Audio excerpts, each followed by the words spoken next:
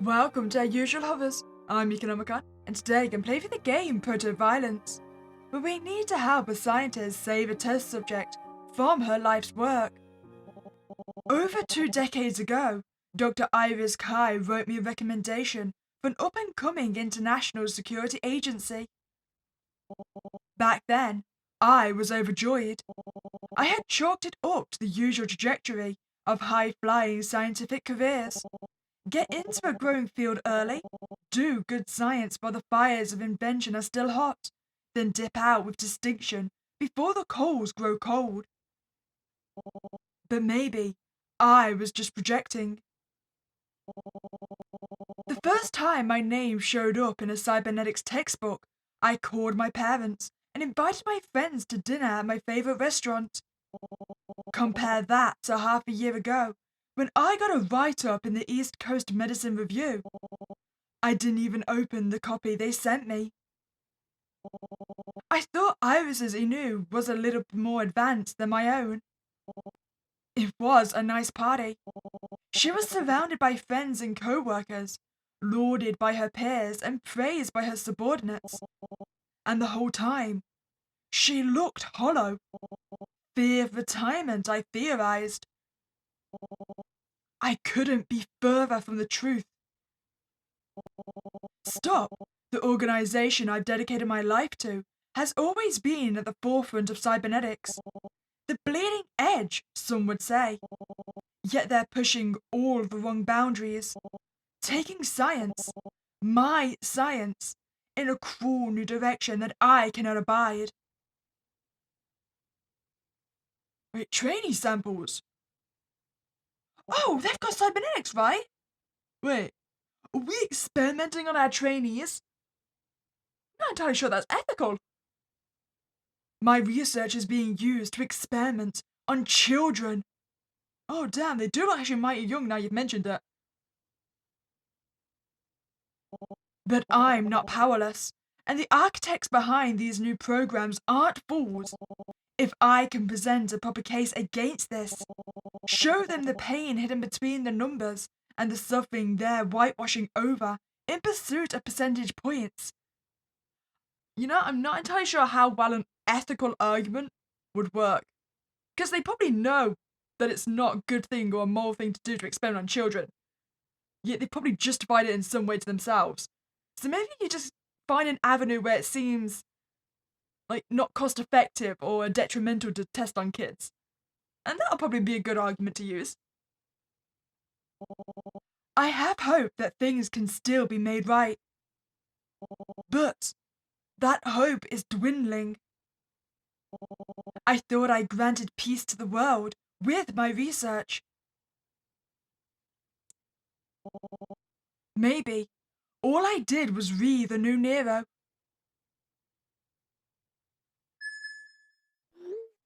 Sorry for messaging you at this hour. Couldn't sleep. Having second thoughts? No. My transfer's already been approved. Next Monday, I'm entering the Youth Training and Development Initiative as a supervisor. But, Iris, you've worked with Stop longer than I have. Can you tell me anything else about the YTDI? Nothing that'll help you sleep. Well, that's reassuring. I still can't believe this is happening. Stop's full of scientists. I never oversaw any of the projects directly. By the time YTDI was founded, I was already on the way out. From my understanding, the program was based on your research. Specifically, the younger the patient, the better the cybernetic sync rate. That report was intended for Stop agents, not anyone under 18. Cybernetic enhancement is a major surgery, even if we're giving someone a new eye or ear. There's all the anesthesia involved, intense PT regimens. Also, wouldn't the size of the cybernetic also be affected? I mean, kids are constantly growing, right? So if you put a cybernetic eye in them, will that need to be constantly replaced as they grow? Do your eyeballs grow from when you were a kid? You know, maybe they don't. Maybe that's why babies have such big eyes. I don't know what I'm talking about. I don't know science or babies. Some volunteers needed immunosuppressants to sync with their enhancements. Can you imagine how painful that would be for a child? Well, the higher-ups clearly felt differently. To them, the Youth Training and Development Initiative is for the greater good, educating and rehabilitating underprivileged children. You know, why is it every time someone says they're doing something for the greater good, it's generally just not ending well for anyone? How does grafting dangerous technology onto a child have any positive outcome? What's the point? Where's the greater good in that? When STOP was founded, that good was clear. Back when the world was in turmoil, and cybernetics were getting slapped on terrorists and rebels in vet clinics and garages. STOP put an end to that. We put an end to that. Then, we kept going, so it wouldn't happen again. And because we kept going, the world's now the safest it's been in decades. You know, I'm just thinking, imagine if you did get your child like a cybernetic eye, and then this turned out to be like a Black Mirror episode, and the parents were just downloading like monitoring softwares onto the cybernetics. That'd be messed up. From presidents of countries to STOP's very own higher-ups, the people in power are pleased with the new state of things, and they'll do anything they can to keep them that way. You see, this is what I'm saying. This is why I don't think an ethical argument would ever work. Like I said, not the best conversation topic if you're looking to put your mind at ease. But do try to get some rest, Deirdre. From the sounds of it, you have a long week ahead of you. I'll do my best. May 13th, 2007X.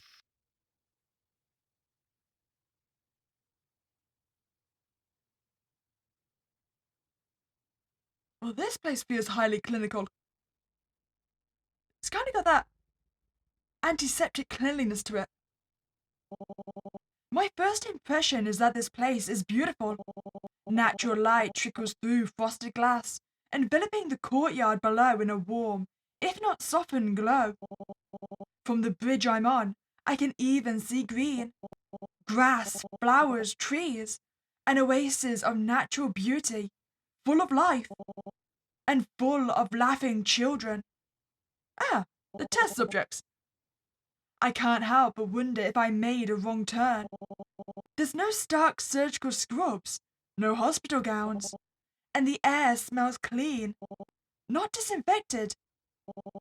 But my eyes are inevitably drawn towards the towering column that pierces the building's center. It's a dark monument, with few doors, no windows, and a very heavy shadow. My skin prickles. What purpose could... Not lost already, are you? My train of thought's grim path is cut short by a familiar husky voice. Angie, it's wonderful to see you again. Same to you, Deirdre. As usual, her choice of words is formal, but I recognize the warmth hidden underneath them. It's been a long time since we've talked face to face. For sure.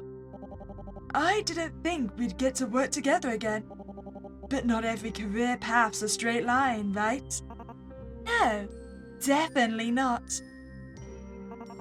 Happy as I am to be working with you, I was surprised to learn that you wanted to transfer here.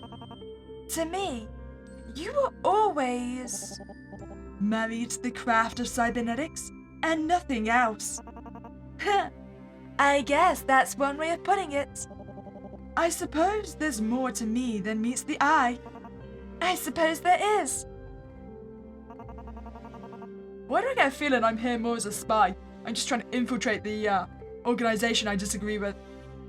So, I understand you're planning to write a case study. on the work we're doing here at the YTDI. You were always more interested in theory than application. But then again, you were always a pioneer as well. I mean, it's a new program based on my research. Why wouldn't I want to observe it? Oh no, I think it's fantastic having you of all people here. In fact, no, I don't want to get too deep into discussion on your first day. Your time's valuable, so how about I give you a tour? Oh, well, I did request one. No, trust me, there's a lot here, more than we could cover in one day. But we should be able to go over the basics. And who better to help you find your footing than an old colleague? All right. Where to first?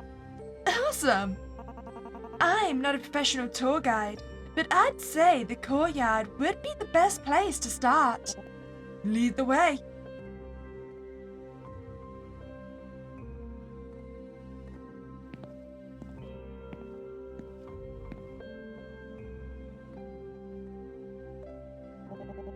So that's why there's so much greenery. Of course! We want our trainees to be as healthy as possible, both physically and mentally. Ah, so the kids really are classed as trainees, huh? And while it might be hard to see it on an MRI, being around trees and plants really does do wonders for the brain. No, Angie, I believe you. Actually, I think I feel it myself. We installed it all for the trainees' sake, but if it helps the staff stay sane as well, that's a nice bonus. That reminds me, you should see the classrooms too.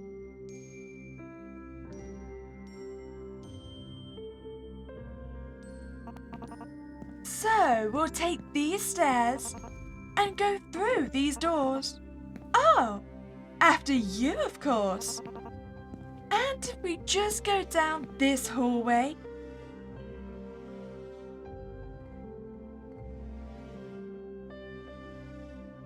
I definitely feel like I could get lost here. Mainly because I get a bad feeling everything is going to look the same.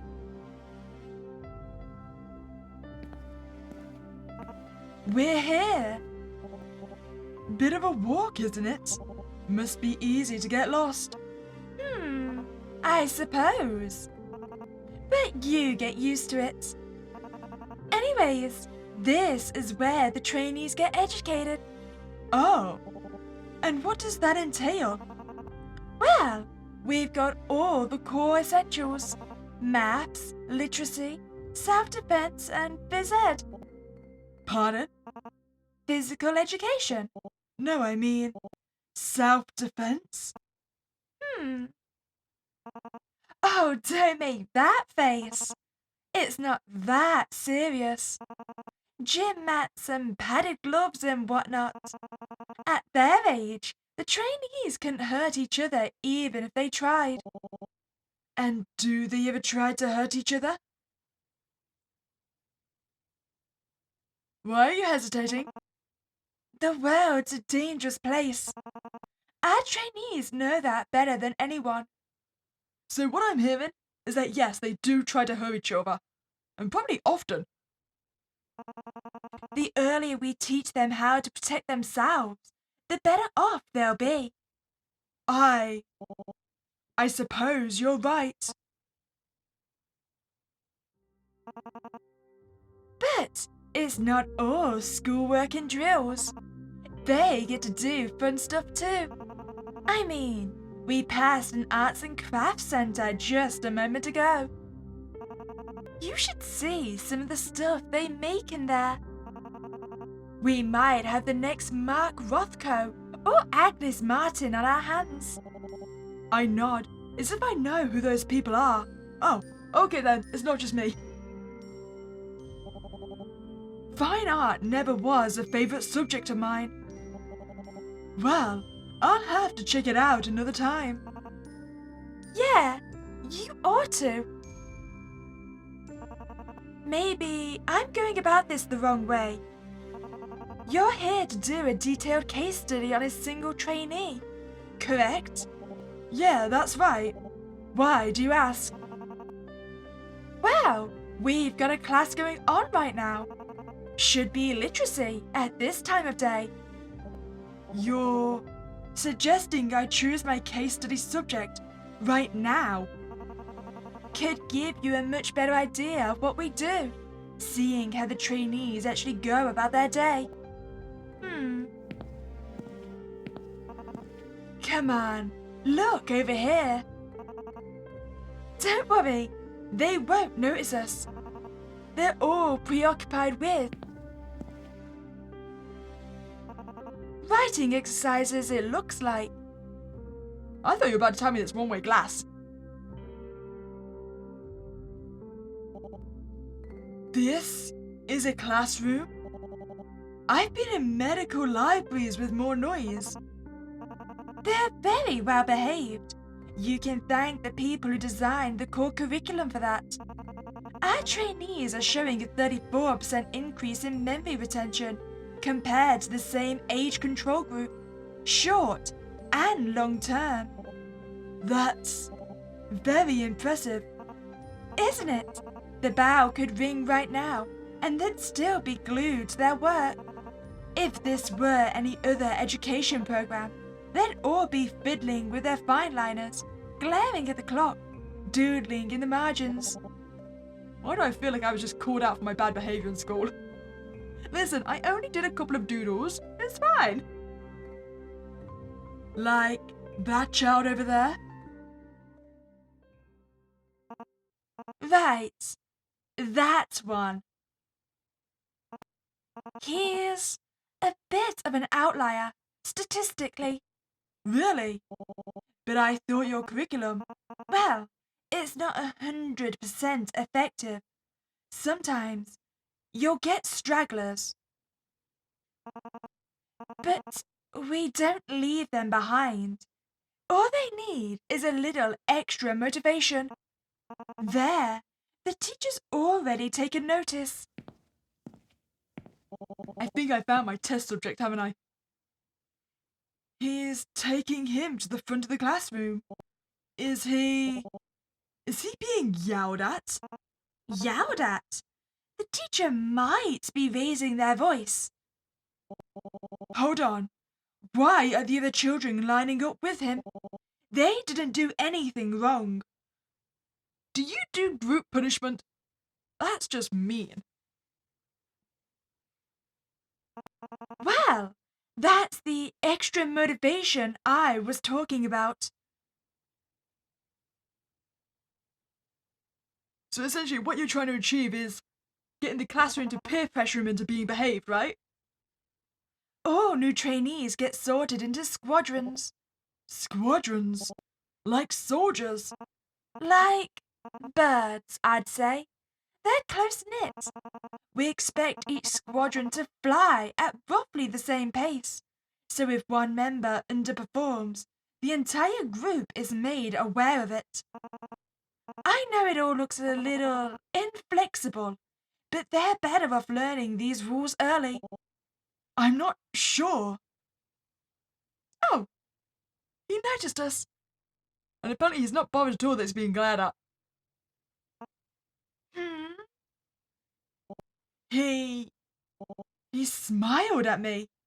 Oh, they're supposed to stand perfectly still for a full 5 minutes. So that's... might have to focus.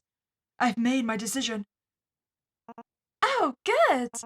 So which trainee? I want that boy to be my subject. I don't think Ansha's very happy about this. May I ask why? I can't give a concrete answer. I suppose I'm going with my gut. That's not very scientific. Then why don't we call it an intuitive choice made by one of the world's leading cybernetics researchers? As I said, that particular trainee is something of a statistical outlier.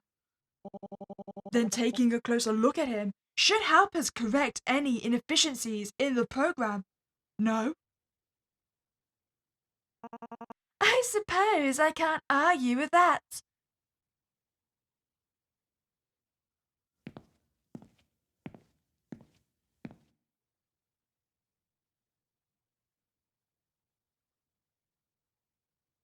Oh, wonderful. They get hospital beds. All right, Dee. Here's where his quarters are. You're certain this is the one you want to use for your case study? Again, I've made my decision, Angie. Right. Just wanted to confirm. You know, I feel bad. This basically feels like a prison for the kid. I mean, there's no entertainment, no individuality.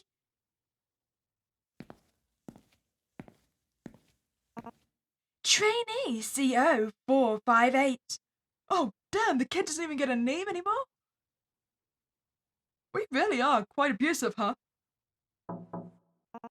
I repeat, Trainee CO 458. You've got a visitor. Come over here and greet her. Huh? A visitor? Make it quick, please. She's a very busy lady with a lot to get done today.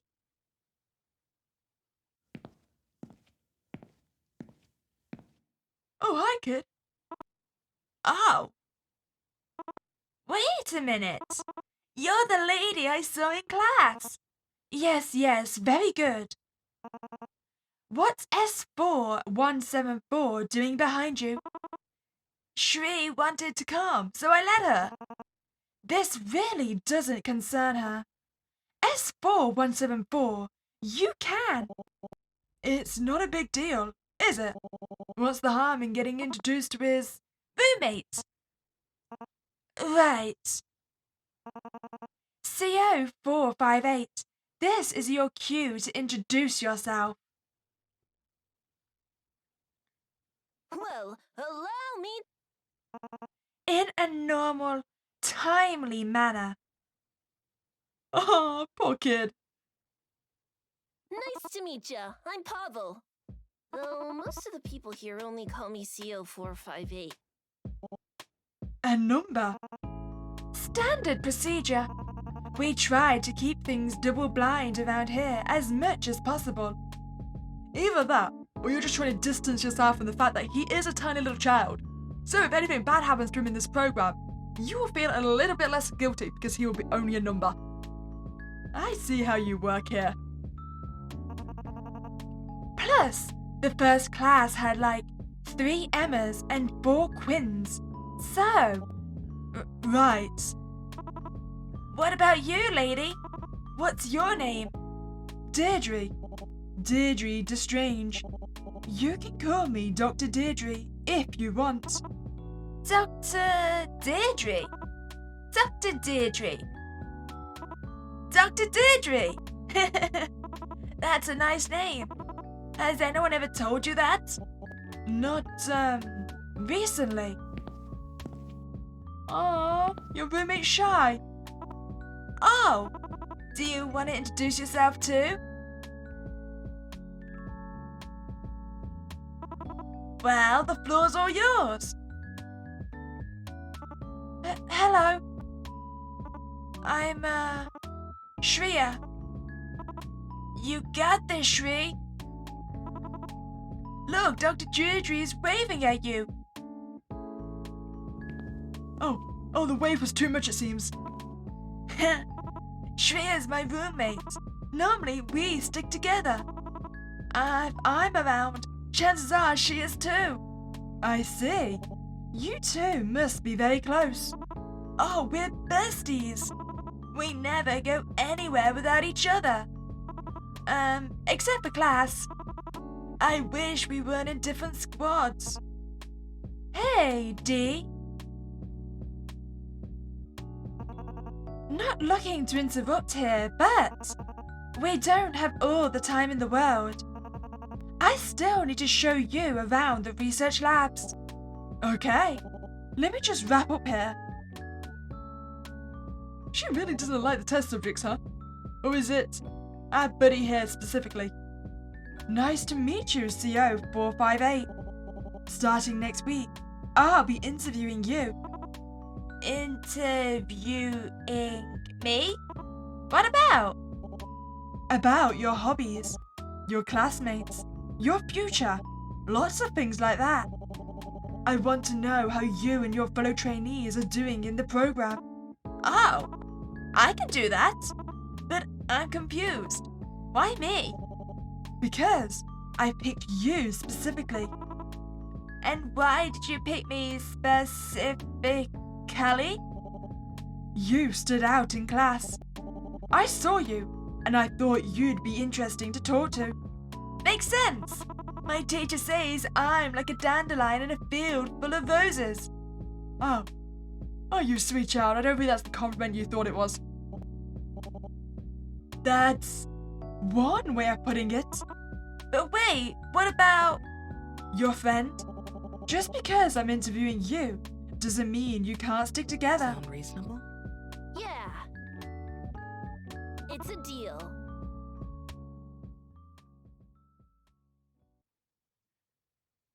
You know what? I like the kid. And it's such a shame we're going to be experimenting on him, huh? But I'm guessing none of the trainees currently have cybernetics, right? Sorry if I rushed you a bit back there. And if I came across as grouchy earlier. It's just, I've been working a lot of hours lately. It's tough out here. Angie is fine. Not like I was much better in the past. Oh God, don't remind me. When you were taking lead on artificial organ development, it was like you were in a trance. If I gave you one little tap on the shoulder, you'd snap up like a cobra on a rake. Yes, I remember how you put it. Those were dark times. By the time we pushed through development on the spleen, I never wanted to see another culture sample as long as I lived. Hear, hear. So, Angie, about those research labs. Right. From here, the fastest route would be...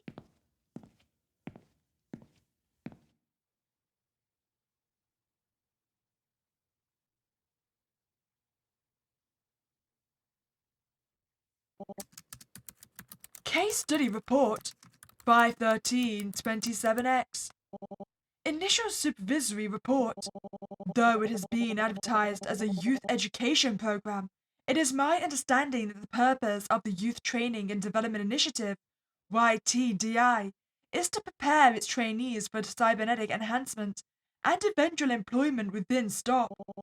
While it is known that biotech synchronization rates are inversely correlated to age, the side effects on individuals below the age of 18 are not fully understood at this time and may be more severe than they would be on an adult mind and body. Furthermore, I have concerns about the purpose of the program and how its participants are selected. As supervisor, it is my intent to observe the YTDI's operations and ensure that the health and well-being of its trainees are being properly upheld. As part of my duties, I intend to engaging in a focused case study of trainee CO 458 to observe his development under the YTDI's curriculum. For compliance purposes, our one-on-one conversations will be recorded. Dr. Deirdre Destrange.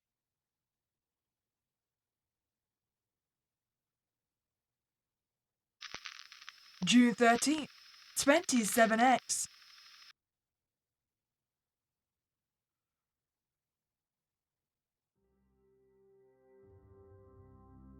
The Unstoppable Roachman. Do you think our new friend wants to give that a read? Wait. Oh! Okay, I can't actually click on my Roachman. Case Study Report 6/12/27X. This report marks the 1 month point of trainee CO 458's case study. In this time, I have observed several facets of the YTDI's operations, and now believe that I have a firm grasp of the day-to-day activities of the trainees. The majority of children selected for the YTDI come from orphanages. Upon arrival at the YTDI, trainees are separated into squads, similar to the ones utilized by STOP field agents. Formal education takes place entirely within these squads and involves tuition in literacy, mathematics, self-defense, etc. Outside of the classroom, trainees have access to several extracurricular activities, including craft work, sports, and video games. While these activities are beneficial for fostering bonds and growth between children, I find it notable that several of the activities available overlap with ones frequently undertaken by STOP operatives in the recovery period after the implementation of new cybernetics, e.g., sewing for hand-eye coordination, video games for reaction speed, etc.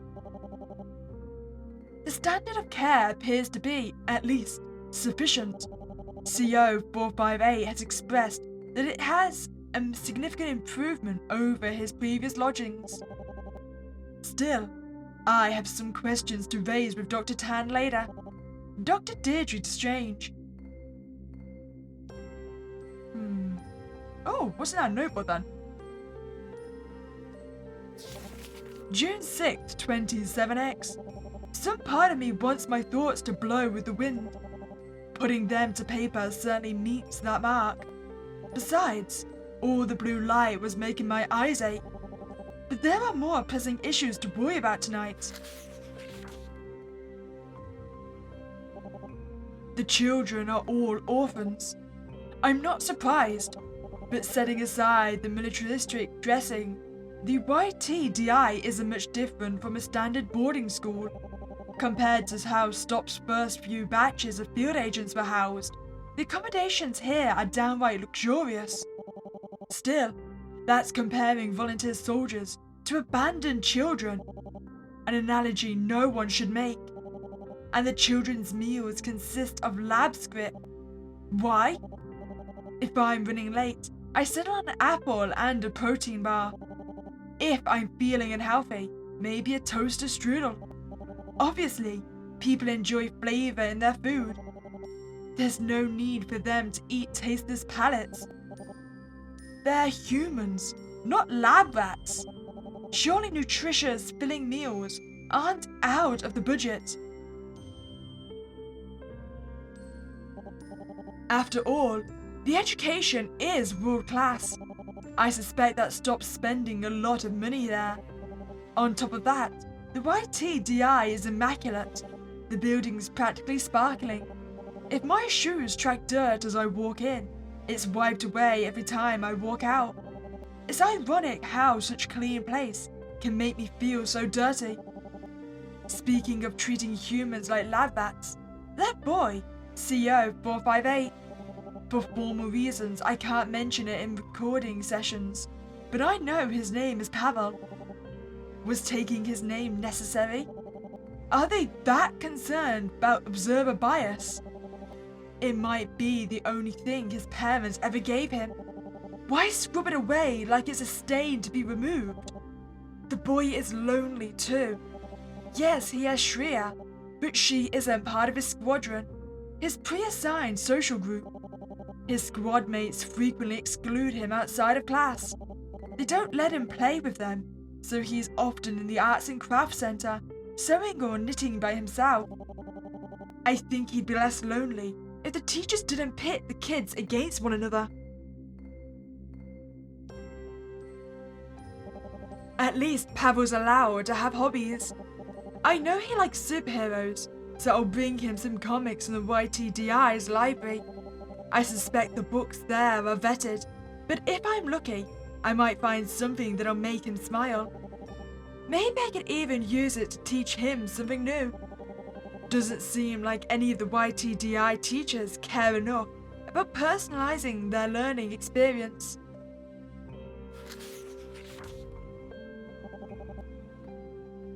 Oh, I also bought a pack of stickers for him. Do boys his age think grape stickers are cool? Not that I've written this. I realize I might come across as embarrassing. Maybe grape is lame. Maybe orange is the way to go. God, I don't know anymore.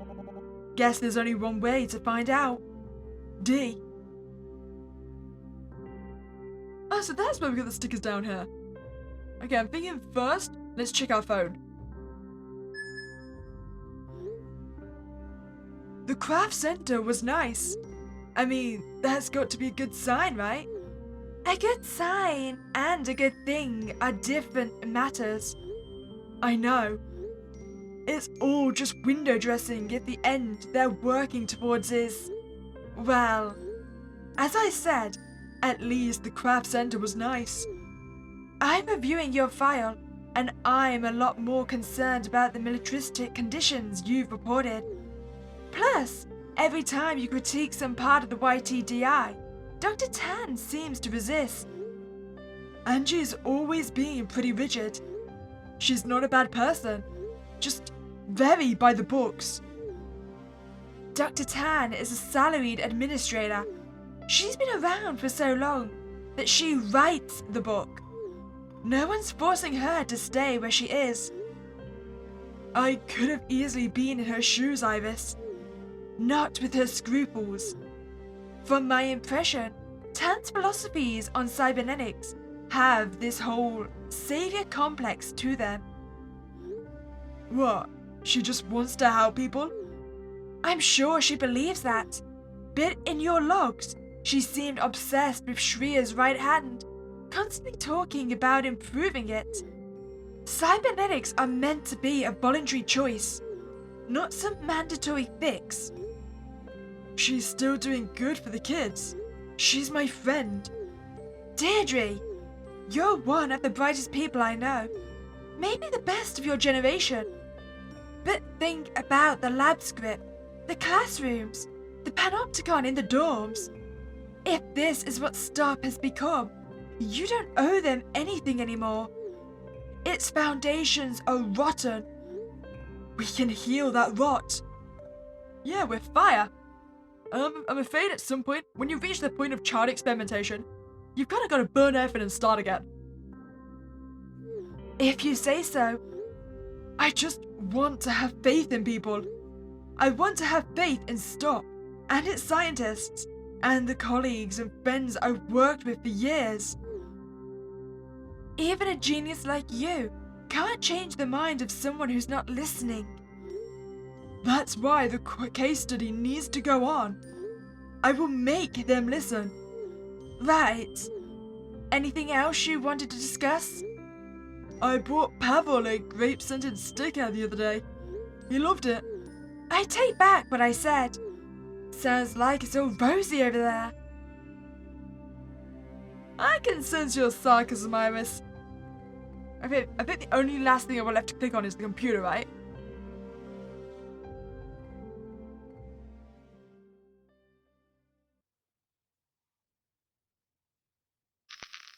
Interview with CO 458.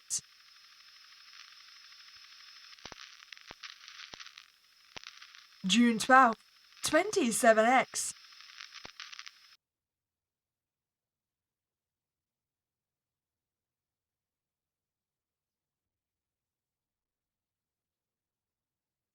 Well, at least Alright, CO458, I've started recording. Before you fall over from all that wiggling.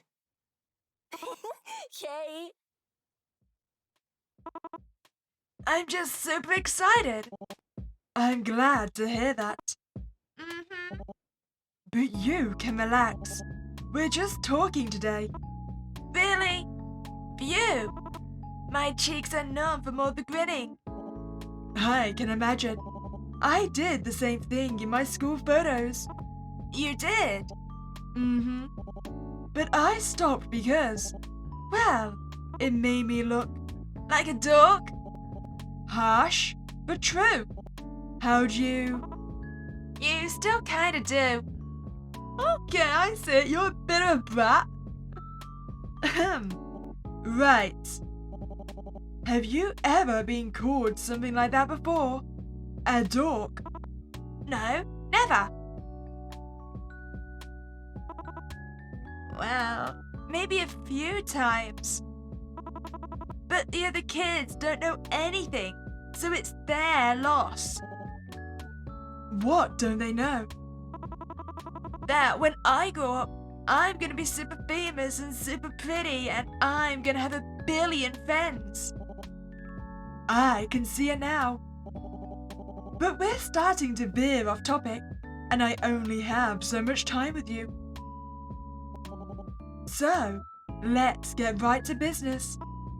Okay, what do you want to know? For today, I'd like to ask you 3 questions. Pop quiz, huh? Okay, I'm ready to go. Good. First, how did you come to be here? What do you mean? I mean, before you lived here and were part of YTDI, where did you live? Well, we did have a home before here, right? Before I got here, I lived in an orphanage. Oh. And what was that like? I don't remember much, but it was pretty lonely. There weren't many others there? No, there was a whole bunch of us. But we shared rooms and beds and the adults' attention. You weren't treated as an individual. Yeah, I wasn't treated as an individual. A lot of us ran around and it was pretty noisy, but I was always bored. When it wasn't mealtime, school time, or chore time, I was stuck in the common room with most of the others. And 'cause we had to share so much, we fought all the time. Oh! Yeah, like one time, I wanted to play with a straddle board. But another girl said I couldn't have it because all I did was trace the board's grid with my fingers. So I said to her, "Nuh-uh, that's how you play Scraddle." And then she said, "You're always doing stuff wrong." And then I made a face at her. And then she pulled my hair. And then... You both got into trouble, right? Well, that's a yes. Yeah. I scratched her and she started crying. So I got punished. I found the rule book later. She was right. I was playing the game wrong. I said sorry, but the way I played was fun too. Interesting. You seem different than most of the others here. How were you picked for this program? I dunno. One day, these people in white clothes came to the orphanage. They didn't want to play or talk or anything. They just watched us for a week or so. Well, that wasn't creepy at all. Then this loud person told me and a bunch of other kids that we had a bright future ahead of us. And then they just brought us here. You must have come a long way. I don't think so. I fell asleep on the bus 'cause I couldn't sleep the night before. But when we got here, it wasn't even lunchtime. I see. Next question. Are you getting along with your squadron? We're all supposed to get along with our squadron. I know, but it's okay. You can be honest. Okay. Most of my squad mates are boring apple polishers. They hate me just 'cause the teachers get mad at me and make us stay in class for an extra 10 minutes. It's not my fault class is dull. And it's not like my doodles are bothering anyone. Did you know any of your squad mates back at the orphanage? No. For some reason, I was put in a different squad from everyone else I knew. Squad sorting must be done randomly, trying to avoid pre-established social grouping. Sorry, just had to jot something down. What about your roommate? What do you think of her? Roommate? You mean Shri? Wow, she's really quiet most of the time. But once you get to know her, she's really smart and kind. And most importantly, she's my best friend. I remember. You told me that when you introduced me to her. Yep. She's also my first friend. And I guess my only one. When school's done and we talk about stuff and do things together. Oh, and she teaches me things. Like a few weeks ago, she taught me how to do my hair. So that's why you have a hairband there. I wear it all the time now. Anything else you do together? Filling in coloring books? Playing Mary Mac or Sailor Went to Sea? Oh, and we read! Though Shreya's way better than me at it. Like, way better. I heard the teacher say she was 2 reading levels ahead of the rest of her squad. Wow, that's impressive. I know, right? She's so cool. And that brings me to my third and final question. When Shreya's not around, what do you like doing in your spare time? Sewing and knitting. When it's break time, I go to the arts and crafts room and make stuff. So far, I've made a placemat and a headband and a scarf. I could show you them sometime, if you want. I'd love to see what you've made. Yay! As for the other stuff, the teachers say it's not proper literature, but I like reading comics. There's a lot less words than Shreya's books, but they're filled with cool pictures. I wish my art was that cool. I'm sure you'll get there with practice. I'm one step ahead of you. That's why I doodle in class, so I can get good fast. Anything else you enjoy doing?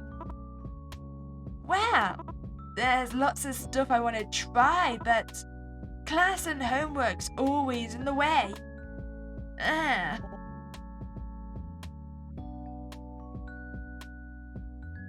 I'm sorry.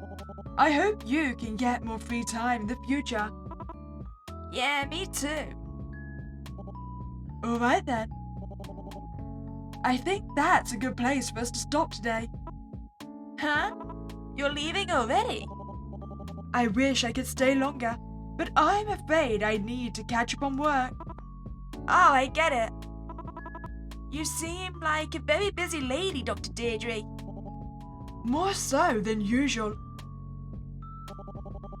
But I should have time to dig out my scraddle board. You have a scraddle board? I do, right in my basement. Or was it in storage? Either way, I'll find it and then we can play. Whichever way you want, of course. Really? Don't underestimate me though. I'm a scraddle champion. Or I was. It's been a bit since I've last played. Whoa, a scraddle champion. I have to go now. Here's a little thank you for all your help. Oh, a sticker. Wait, did we literally just get him one sticker? What? What's this? It's a special sticker. If you scratch it. Whoa! It smells like grapes. Indeed it does. Thank you, Dr. Deirdre. And thank you for talking with me. I'll see you next week, yes? Keep bringing in awesome stuff like this, and I'll talk to you every day.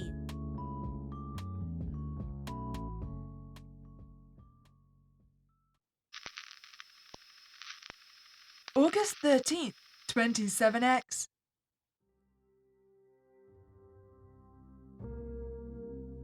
What do we want to do first then? Maybe go in the same order, so start with the case file.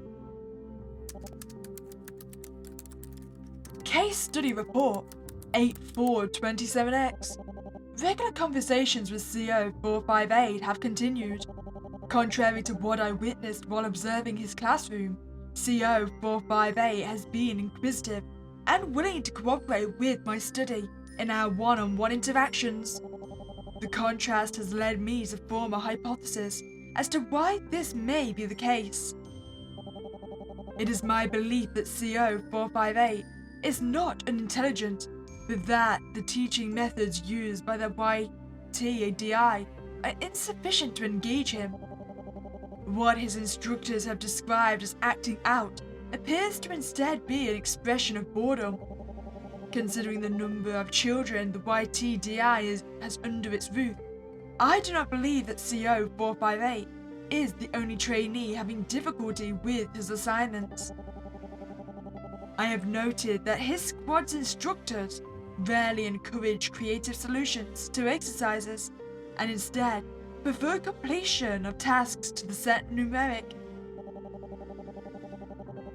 Standards-based teaching methods have often produced results that look good on a spreadsheet, but they rarely result in significant information retention or well-developed critical thinking skills. On top of this, children with learning disorders are often left behind. What worries me is that CO 458's antics often result in the entire class being punished for his actions. The intention behind this measure is to emphasize that the squad is a unit. A failure on one member's part reflects on them all. Perhaps this is successful in other squads, but in CO 458's case, all they seem to have managed to do is other him than his peers. Dr. Deirdre Strange.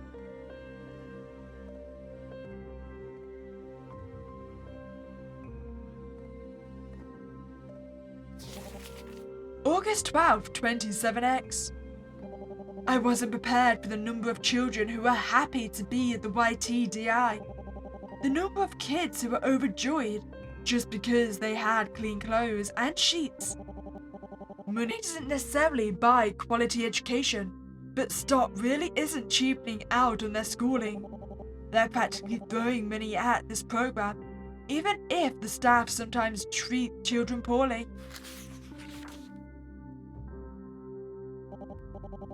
As I've mentioned, the education itself is good. The students are given a rigorous curriculum of maths, literacy, physical education, and self-defense. But the instruction is cold, for lack of a better word. The burden of responsibility is placed on the students. There's no personalization, no room for makeup or extra credit. And anyone who underperforms gets treated like a pariah. Children aren't dumb. Treat them like this, and they'll come to understand that their performance is the singular measure of their value. If they're lagging behind, it's entirely on them to get back up to speed. There are plenty of college students who find that the level of responsibility overwhelming, but these kids are elementary schoolers.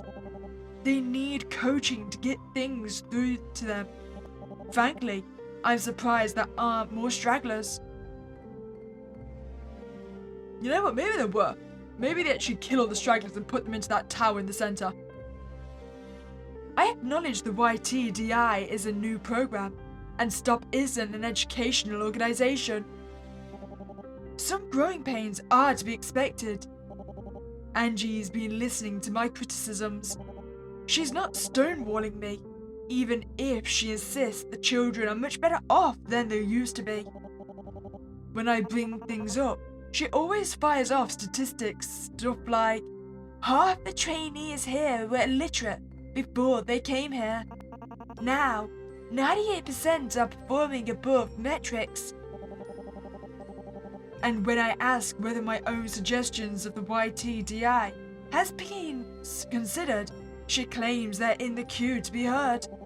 That there's a long chain of command to go through. But still, she's listening to me. That said, she's much less receptive when I broach the subject of cybernetics. It's what underpins the entire project, and Angie doesn't want to do away with it. She brushes off the side effects, like we were discussing fringe theories in the classroom. A part of me wonders how she didn't see this coming. Did she expect me to approve just because of the report I made years ago? Well, I can't. But I'm trying to be patient for the sake of an old friend. That's not even mentioning the other problems. The children sleep in Beehive, with the central guard peering into the room. The games, books and shows they have access to are wildly limited. I've seen more than one trainee space out while looking at their lab script lunch. I'm sure all of this is making the staff miserable too. The guards eat their meals in the cafe. The teachers' curriculums are stringent. And it's a wonder the researchers can see their keyboards in front of them when they're working so hard to avert their eyes. If Stop wants its own boarding school division of JROTC program, more power to them. But leave cybernetics out of it. Thank goodness I'm not too late for these trainees. I dread the moment any of them turn of age. D. Okay, so that's our notebook and our case file looked at, right? How about the phone next? Deirdre, did you leave anything out from your talks with Dr. Tan? From what I've read, she's barely said a single honest word. Didn't we have this conversation before? Angie is an old friend, a good colleague, a brilliant scientist. She isn't some fool or zealot. If I can get her on my side, it's essential that I do. At the same, she does make some points. If we rebuild the YTDI from the inside out, it could be a net positive for children everywhere. Are you and I on the same page anymore? This whole program's rotten. It's not worth saving, let alone any organization that'd greenlight it. If they got rid of cybernetics, I'm confident that Stop would make the YTDI into a competent institution. Competent institutions don't feed kids lab script. I'm not going to burn everything down for a better future. It's not incompatible with what you said. Thanks, Deirdre. Stop. It is a security organization, not a charity. They offer peace of mind for sale. Why else would they be enhancing children except for their own benefit? Look, I'm trying my best here, but consider this. If the program was shut down tomorrow, what would happen to those children? Who else has the resources and the will to take them all in? It wasn't out the good of Stop's heart.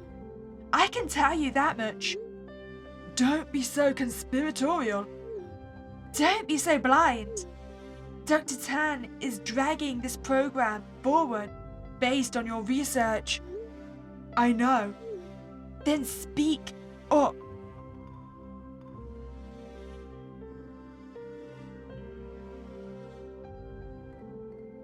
We are being quite passive right now, right? Alright, what's on our computer then?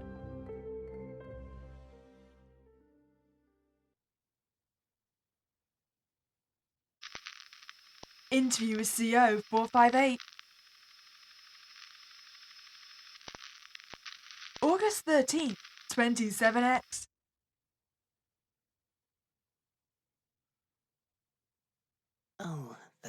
video camera was it on? Oopsie. You were mighty close.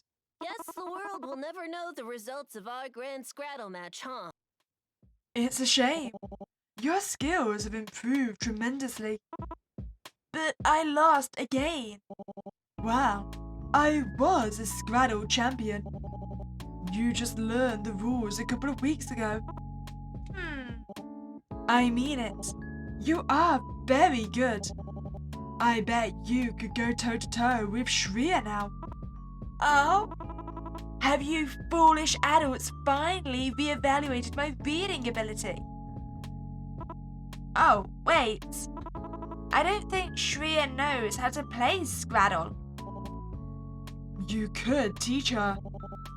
I think she'd also make a wonderful player. Maybe. I don't know if I'll have time, you know. What do you mean? Did something happen? Are you going to the center tower? Can I tell you a secret? By all means. So, my teacher asked me to stay behind in class. I thought he had spotted me drawing again, but he told me I didn't have to study anymore, 'cause one of the researchers had talked to him. That's strange. What did they tell him?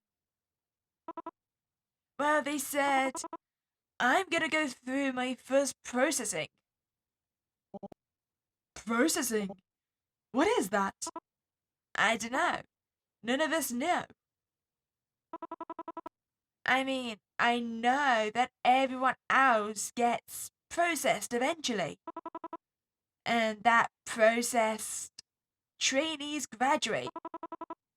And that when you graduate, you leave the initiative. That's rather vague. That's what I said. They must be hiding something.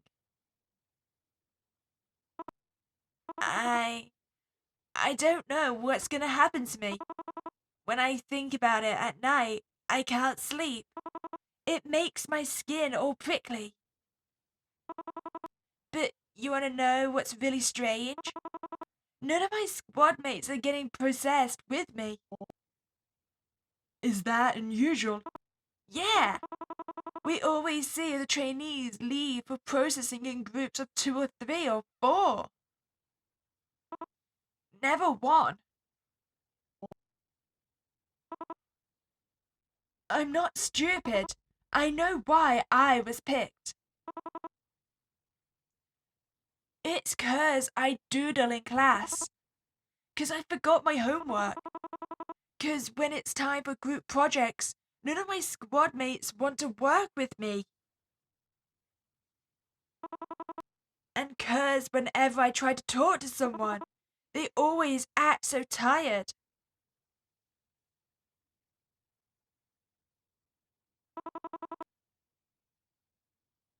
My squad, the other trainees, even my teachers. I know they want me processed. I sense it even when they don't speak to me for... Because they all hate me. Shreya doesn't hate you. She's in a different squad. She doesn't have to be around when we do our class. If she was always getting punished because of me. Well, I like you too. How about that?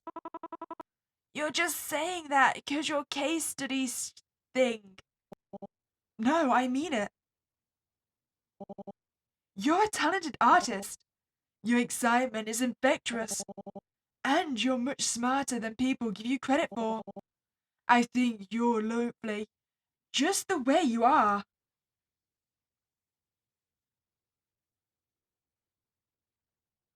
Oh, it doesn't look like he believes us. Can I ask you something? Of course.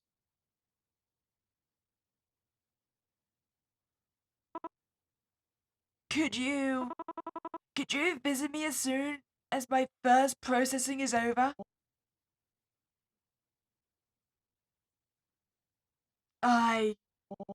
Of course I will. Of course I will. My case study requires it. Pinky swear? On my life. And if you break your promises, you can break my finger. Huh? Really? No, I'm kidding. But I will come back for you no matter what.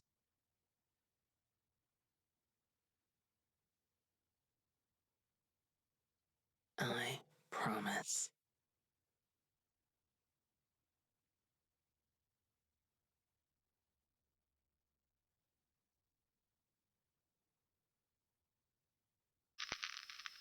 August 29th, 27X.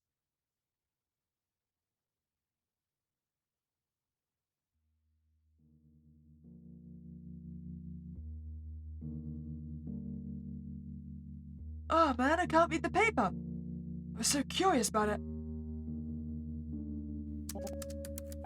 Case study report 8/14/27X. Broker study on CO 458 is on hold while the subject undergoes processing. Observations of CO 458's former squad have continued in the meantime with little to report. Without CO 458's presence, classroom time is quiet and proceeds evenly. Conducted short interviews with trainees in this environment. Anxiety about future graduations is high. Currently seeking clearance to visit CO 458 in recovery. Will update after I have an opportunity to do so. Dr. Deirdre Strange.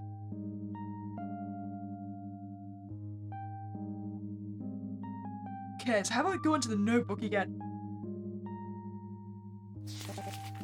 August 20th, 27X. Where could Pavel have gone? The security board told me that it would be at least another week before I can meet with him again. They didn't mention anything about processing and what else it could be. Processing sounds scientific, but it could mean anything. If it's cybernetics, there's only so much they can do before puberty. It should be minor, maybe even... Why am I still trying to rationalize this? I've deferred to stop and all its excuses despite having the proof right in front of me. They want to modify children. Why? I don't know. And frankly, it doesn't matter. If they really were serving the ground greater good, why have they been so evasive, so secretive? I can't afford to be anything but humble or gracious anymore. I know more about cybernetics than every other researcher in the darker department put together. And yet, I allowed myself to be cold. I acted respectably. I never caused a scene. Because I'm the great Dr. Strange, revered by the cybernetic community. Because I cared much more about Stop's reputation than the truth in front of me. I can't look away anymore, so they shouldn't either.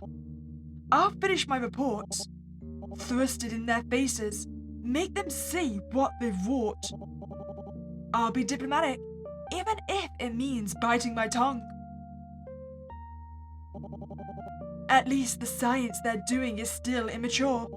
It's physically impossible for them to test mechanical limbs designed to fit soldiers on a children's frame. In Pavel's case, I guess they're enhanced his optic nerves. Still invasive and perverse, but ultimately unobtrusive to his daily life. They wouldn't risk harming a valuable subject like that. Hopefully, the worst will soon be over. Pavel's still alive. Once he's gone through processing, I'll make every effort to place him in an environment better suited for a child his age. But first, I need to think of an appropriate recovery gift. Something I can fit in my lab coat pockets. D. Oh, just the phone now, right? Oh, phone then computer. Oh, can't even click on the computer this time. Interesting.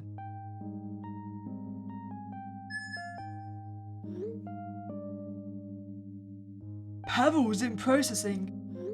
I won't get to see him for at least another week.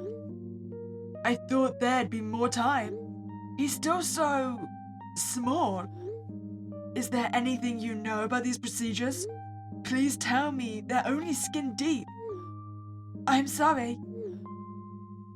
I wish I could tell you more. Processing is kept under especially tight wraps at the YTDI. But as you've gathered, it is related to cybernetic enhancement. I should have done something. I should have used my authority, my expertise to intervene before it was too late. Instead, I just stood by the sidelines. I never even raised my voice. I know I've been critical at times, but I think this would have gone ahead anyways. No matter what you did. That's just how the YTDI department is, Deirdre. Even so, your name still carries weight at stop. Your case study is compelling and detailed, and I have no doubt that Pavel is going to be more than happy to see you again once he's out of there. You just need to save your strength for the right time. Don't take no for an answer. Thank you, Iris. I just hope I'm not too late. Oh, now we've got our computer working.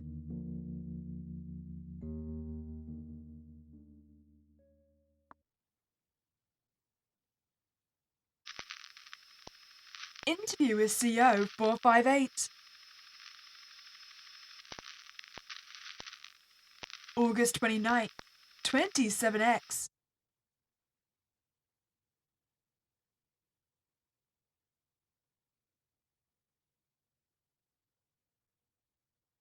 Oh, how you doing, kid? Did you kill him? Good afternoon, CO 458. I see you're back from processing. Dr. Deidre? You came! You sound surprised. I promised you I'd visit, didn't I? Yeah, but...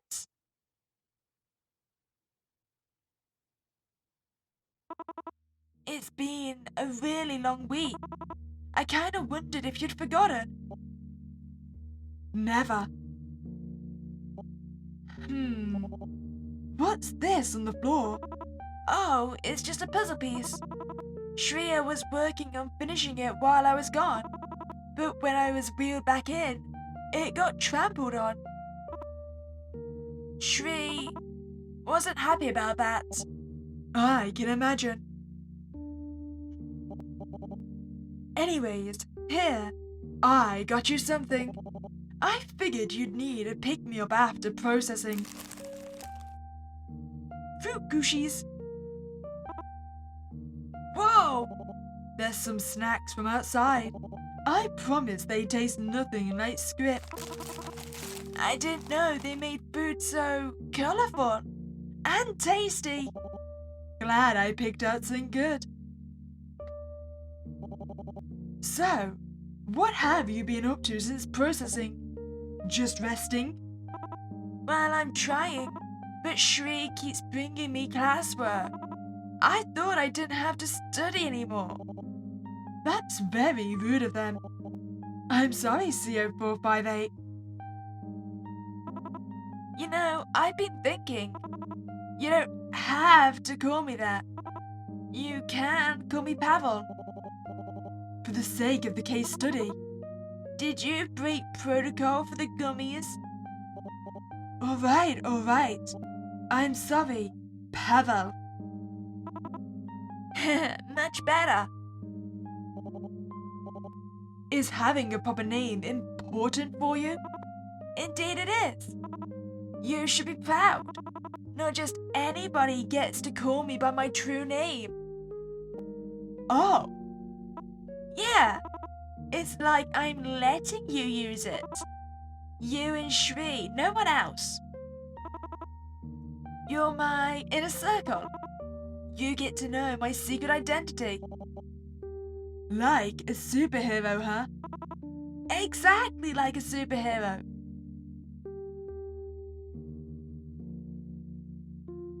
Got it. I'll keep it hush-hush then.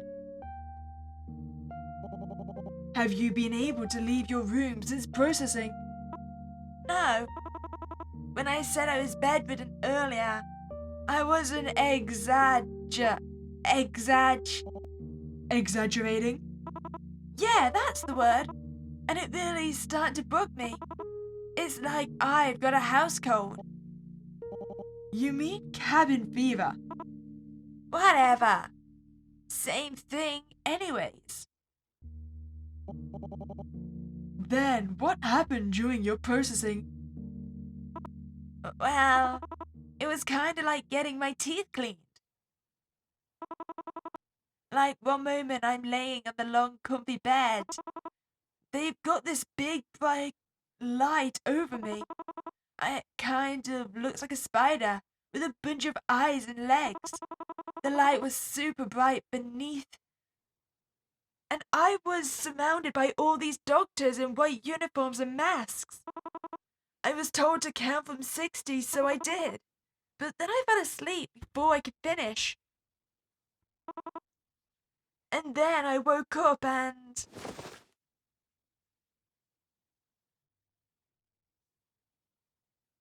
Oh, damn! Was there anything even wrong with his legs? Or do they just want to replace them with robots? What? What happened? Was there something wrong with your legs? Wrong? No, nothing was wrong with them. But now they can give me better legs. You know, an upgrade. Better ones. Ones that'll let me run faster and jump higher. Like a real superhero, you know? Really, it's okay. If I just practice hard. I believe you, Pavel. You don't have to move. Please.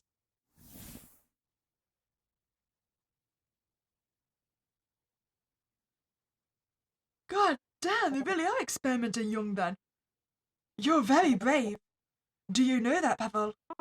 Of course I'm brave. Brave like a hero. Here, hide these under your pillow. Oh, I'm glad I brought you sweets now. Make them count. I'll be back in a week. Promise. See? See you again, Dr. Deidre.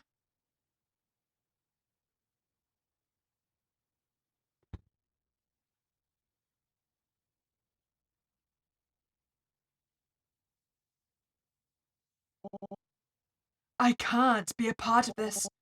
No one should be a part of this. It's not enough to leave. The fact that anything like this could happen, even in a modern facility. Maybe it was always naive to think that one case study could fix Stop. But if so, what then? What now? Like I said, cleanse it with fire.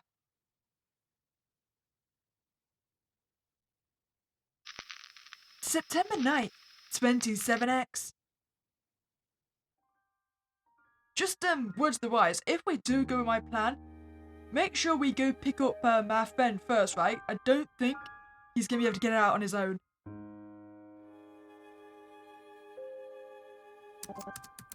I was clearly right then. One empathy-based argument was never gonna fix anything. If they're just fully willing to chop off kids' legs. And we really gotta stop defending our, what, we still class them as a friend right now? Case study report. 9/3/27X. I am absolutely appalled at the Youth Training and Development Initiative's decision to perform major implantation procedures on trainee CO-458. While it is true that synchronization rates for cybernetic implants are inversely proportional to the subject's age, this technology was only ever intended for use in adults, save for rare exceptions. The relatively static state of an adult body allows for easy construction of prosthetics, and an adult can be expected to endure the inevitable side effects of implantation better than a child can. Rejection symptoms are not a risk, they are an inevitability. For all the advancements in biotech over the past few decades, there have not been enough to stop the body from revolting against artificial neurons when they are stitched into the muscles, or from realizing that the hunk of polyurethane and silicon in its skull is not part of the grey matter. Yeah, because isn't there like enough issues with bodies potentially rejecting like organs?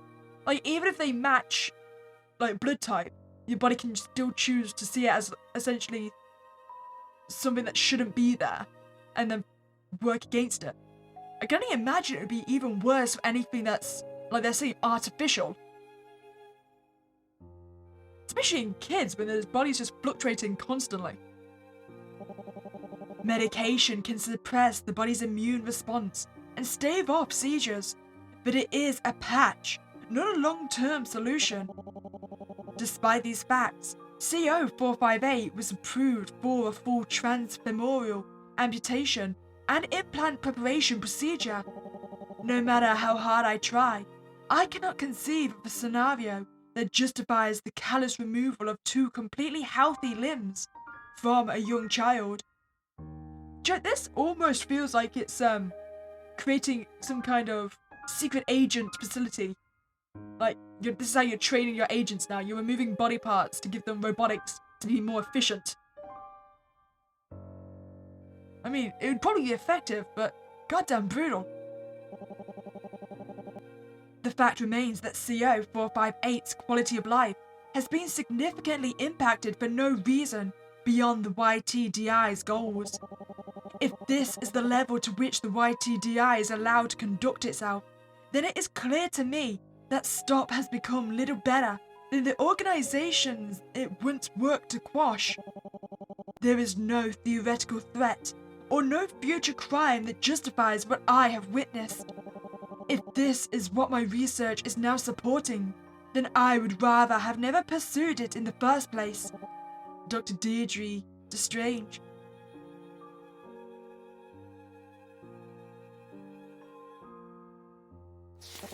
September 3rd, 27X. They took his legs. As if stripping him of his name wasn't enough, they ripped his legs off of his body. Why? I can't think of any good reason for this. Pavel, sunlight that he is, said that they planned to give him even better legs. He even tried to prove it, in spite of the pain. If that wasn't enough, he hasn't even graduated yet. The last time I tried to visit him, he'd been taken back in for further processing. I found out from Shreya, of all people. Wait, more processing? God damn it, what, you taking his arms next? The guards barely seemed to care. Asking about him was like asking about the garbage being taken out a day earlier. Someone else did the work, so they didn't need to know. They said this, all while looking at me with that patent stopped security expression. Malaise and contempt, all at once. Funny how they pressed the kids to be smilingly obedient, while the adults looked like bored children. Well, that's Shreya, right? When I came to their room, I noticed a distinct coldness in the air. Shreya looked awful. Had she been eating properly? She looked so frail. If she was taken to the operating table too, her chances of survival. I have to leave STOP, and yet the YTDI has to go with me. As if. What's an academic supposed to do against an intergovernmental organization with unlimited resources and an ever-growing supply of cybernetic muscle? Maybe I can follow in Ivis's example. This case report will be my indictment of Stop.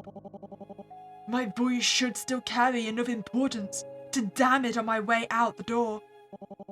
But if I try to make an impact with my exit instead of leaving quietly, what'll happen next? If I say anything about the way that Angie advised treating those kids, the courts will bury me, and I'll have to hope that Stop doesn't single me out extrajudicially. To hell with it though. They can't expect me to keep quiet after everything I've seen. Just thinking about one of our conversations makes my blood boil. We were observing a physical education class. The kids were told to run laps to the point of exhaustion.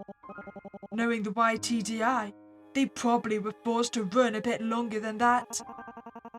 Look at what we can make people do when we take them beyond the limits of humanity. Isn't it incredible?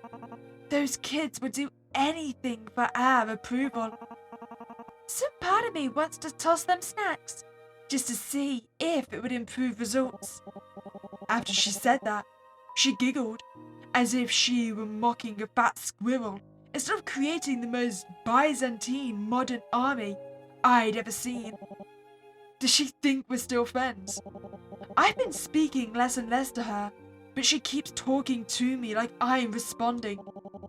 All while she reveals more and more of her inner workings.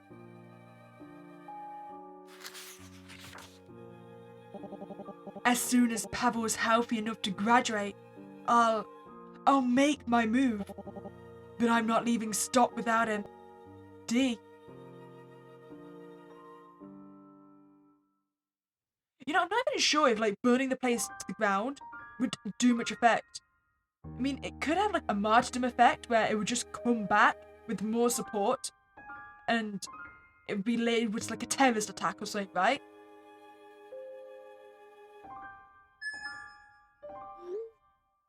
I've got my 2 weeks notice lined up with Pavel's estimated graduation. The moment he's out of the system, I'm taking him and leaving. Smartest thing you've said in a while. Do you have any concerns? It's possible that they won't let him graduate.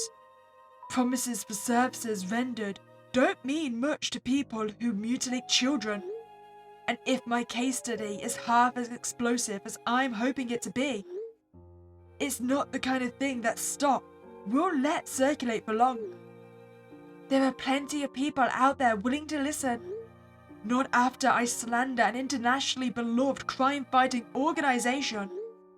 We don't have friends in PR or allies in the media. It'd be easy to paint me as a disgruntled former employee, disappointed with the lack of direction in her career, and looking for a book deal. Sorry, Deidre. I wish I could tell you that won't happen, but allow me to offer you something else. A carrot on a stick, so to speak.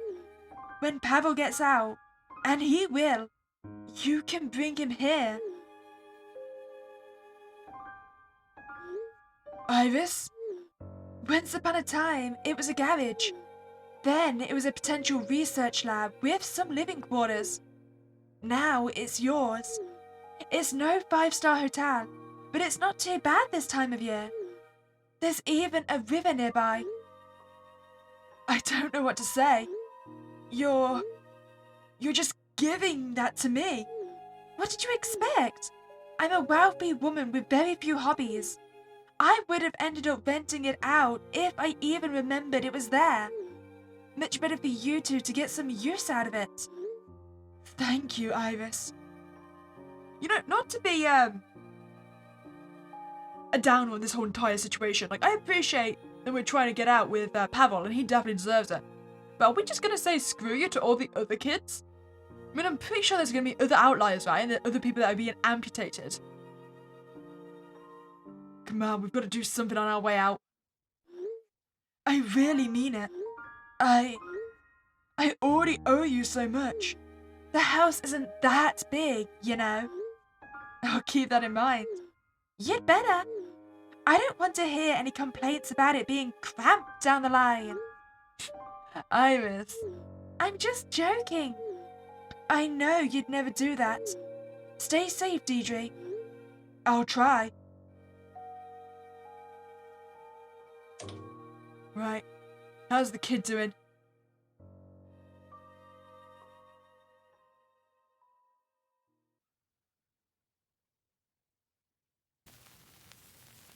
Oh, data known.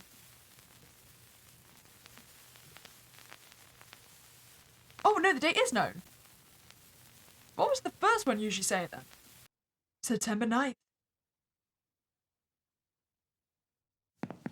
I'm guessing this is D-Day then, right?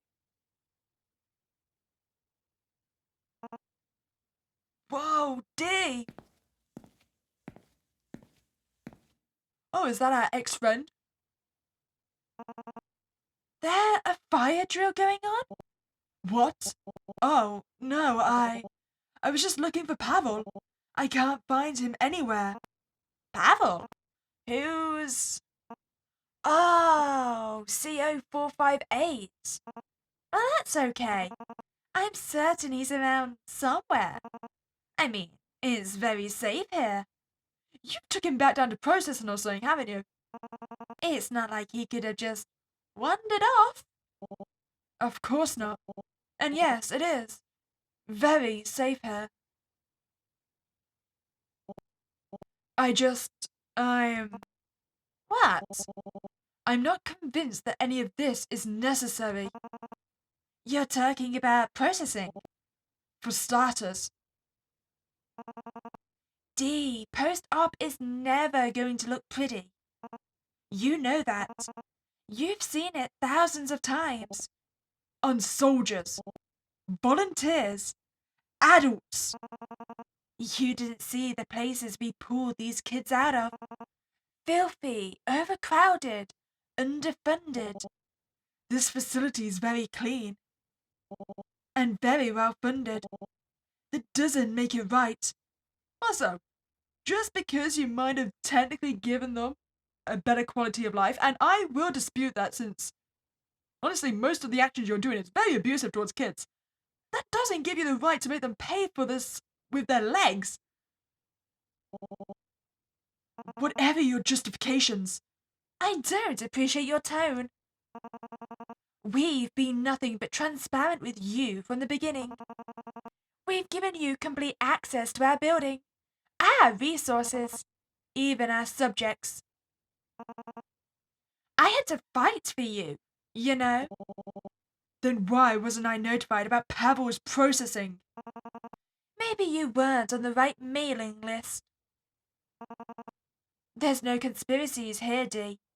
No, just child mutilation. You, of all people, had to have known exactly what the initiative's goals are. Angie, Look, I'm not in the mood to argue medical ethics with you in the goddamn hallway. CO458's in recovery. He's fine. What? How? This isn't some back alley surgeon for hire operation. We know what we're doing. Do you? Well, I'm here to ruin your day, that's all I'm doing.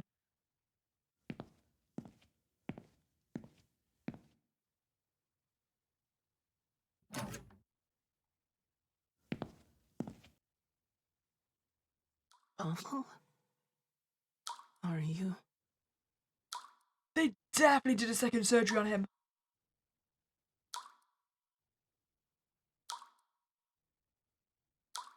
Has he lost all his limbs now? Is he just a torso and head? Oh God! Your head!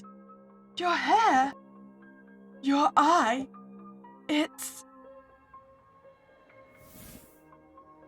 Dr. Deidre? How much did they take of you? Well, he's still got one arm at least. Pavel, wait! I've got you. Just stay right there.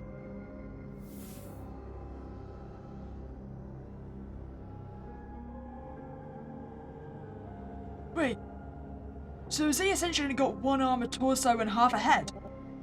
God damn! Has anyone been here to take care of you?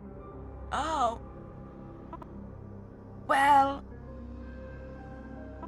I think so. Shreya's been here at night a few times. Hasn't said much though. I pretend to be asleep, 'cause I think she might be scared of me now. She's probably just worried. I'll go and talk to her, okay? Okay. I really don't want to upset her. You don't have to worry about upsetting anyone, okay? You haven't done anything wrong.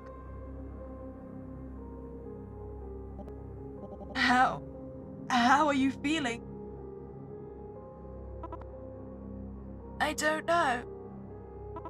Tired and weird. It's alright. I'm scared. My graduation is soon, and why do I get a bad feeling that when they say graduating, what they really mean is death? Because let's face it, I don't think this kid is ever surviving this. I'm scared. I don't know what's going to happen. What else they'll do to me. Just close your eyes for me, okay? Pavel? He's asleep.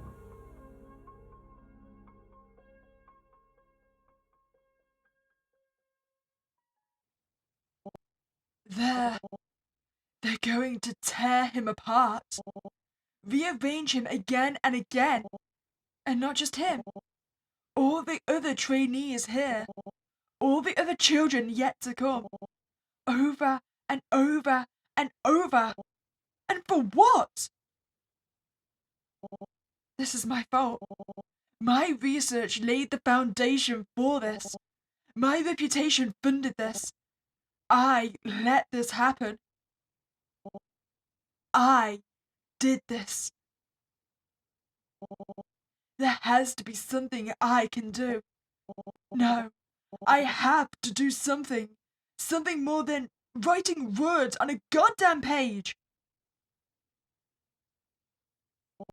That's it. I'll break him out. Prevent him from graduating. And burn this program down to the ground as we leave. Oh, goddamn yeah. My only concern is he gonna survive the breakout? I mean, I'm assuming he's probably on a lot of medication currently, right? Considering the state of him. Also, I'm still curious, like, just how far they've gone with it so far, because we did mention something about his eye, right? So they've clearly made modifications to his head, because we saw the bandage as well. At this point, this isn't even a call for justice. It's just plain cause and effect.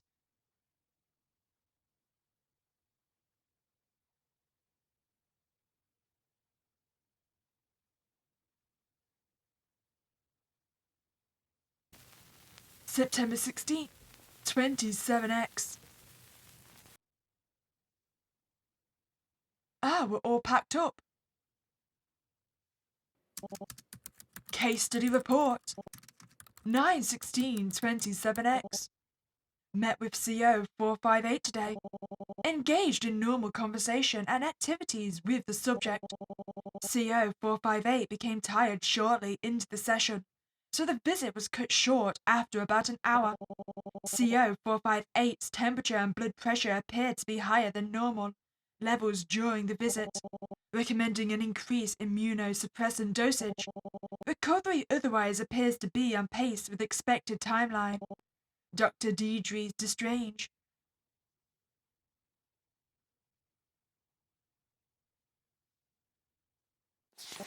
September 15th, 27X. I am about to overturn my life's work in a matter of days. I'll become a criminal. They'll have to update the textbooks, A small footnote at the bottom of the page, or in the back of the index. Dr. Deidre Destrange went on to commit multiple terrorist acts. Well, it may not say that, or at least it will only say that for temporarily. It ultimately depends who comes out as victor. I mean, if at the end of the day, years from now, the people who are against this practice end up being victorious, won't we get lauded as a hero? We in no way, shape or form approve of her blah blah blah. Fine by me, so long as they leave my name in. A curious kid might search for that crazy lady's name on the internet, find a case report written by her, and give it a read. Better pariah who speaks the truth than a diligent researcher who can't stand to look at it. Maybe I have more in common with these kids than I thought. No, that's dumb. I always had the choice to do more, and it took me as much as I thought as possible. But still, as I walk through the YTDI's halls, I'm filled with nausea passing by the spots I'll rig. Though the guards do nothing but stand around and glower at the kids, they're still more combat ready than I am. If they finally catch on to my plans, they could stop me before I even rescue Pavel. I haven't feared others being able to hear my thoughts since I was in middle school. I remember feeling guilty in chemistry class as we reviewed exothermic reactions. When I realized how easily the knowledge could be reapplied, I was convinced that there was something wrong with me. And it is easy. Compared to my usual work, making bombs is dead simple. I spent most of my time planning how I'd space out the fertilizer purchases. Now that I think about it, smuggling those snacks in made for a fine trial run. I have such surefire proof that they won't check me. So, why am I anxious? If it's not my legacy, and it's not the process itself, am I just afraid of being responsible for Pavel? I can take care of him with Iris's safe house. I have money. I can cook. I can learn the rest. But Shreya, the other children, where will they go once I'm gone? Even if I could house them all, they wouldn't be free to leave. Not with stop on their tail. I'd have just moved them from one spacious cell to a cramped one next to a river.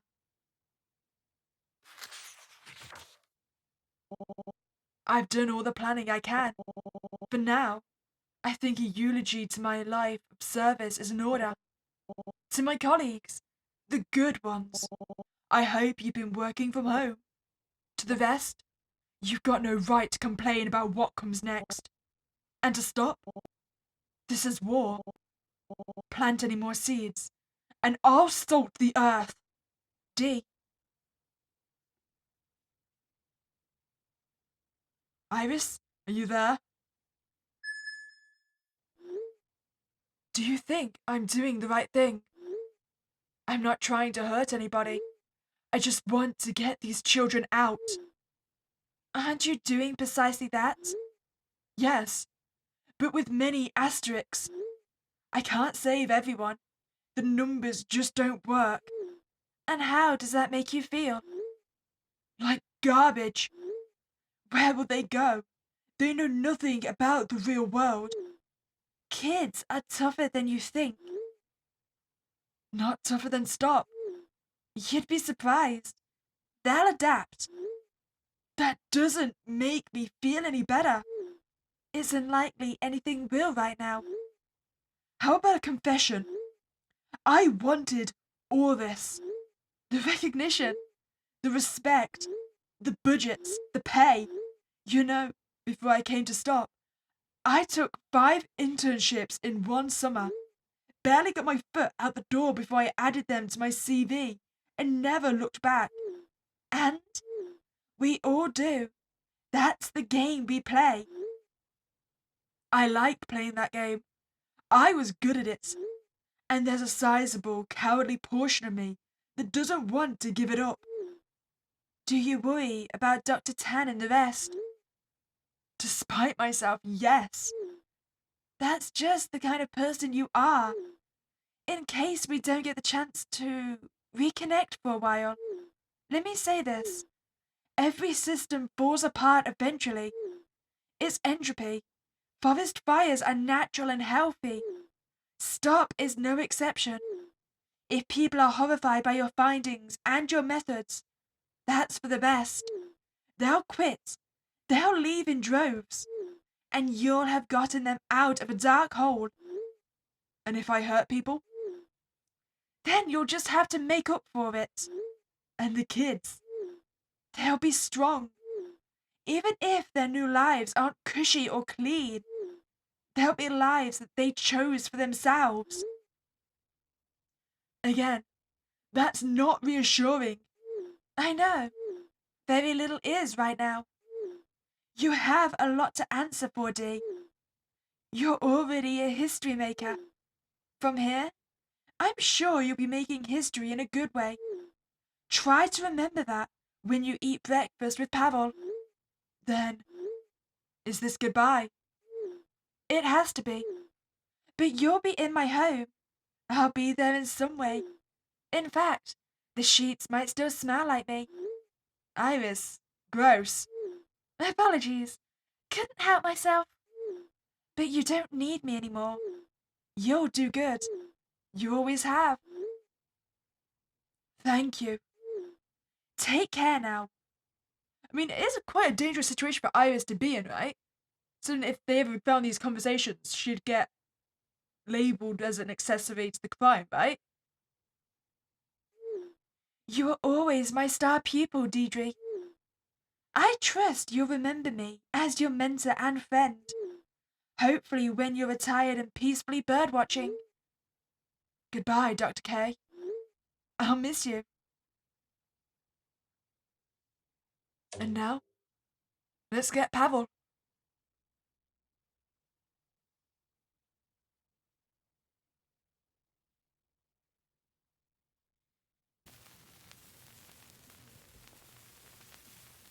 We're still unknown. September 9th, 27X. Hello, Pavel. Oh. Good afternoon, Dr. Daedra. Feeling all right? Me? Huh. It'd take a lot more than this to... It's okay. You can tell me. Did you graduate training not go well?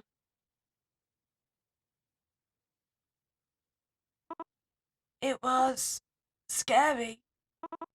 Scary and confusing. Could you tell me what happened? What the training was like? Well, they've been running tests on the chip they put in my head. When it turns on, it's like my brain squeezed into a box or a minecart. It can only go on the tracks. That does sound scary. Yeah. I had to do all these stupid reflex exercises. And after that, they made me solve math problems and other dumb stuff. Or while they looked at me over their clipboards and datapads. And so far, I've been doing good. I was doing everything they wanted, even when it felt weird. It felt like somebody was looking over my shoulder, only that the shoulder wasn't there, and that somebody was me, and someone else was moving my body, speaking for me, like it wasn't my body anymore. God damn, mind-controlled chips as well? You really are trying to mess these kids up. I was just so scared. It was gross and strange and... Deep breaths, Pavel. And I just couldn't take it anymore. I did something bad. I was upset. I couldn't help it. I couldn't. Pavel. Pavel? Oh my god. I've got you, Pavel. I've got you. You're safe. I'm going to call emergency services right now. You'll be okay. I promise. Crap! Crap, crap, crap! He's on his side. There's nothing in his way. And I've set a timer for 5 minutes. I've done everything I can. But why isn't the emergency call button working? It worked for another trainee. I've seen it before. The maintenance teams always check it. Is there something wrong with his? No. No. No, no, no! They wouldn't! They wouldn't dare!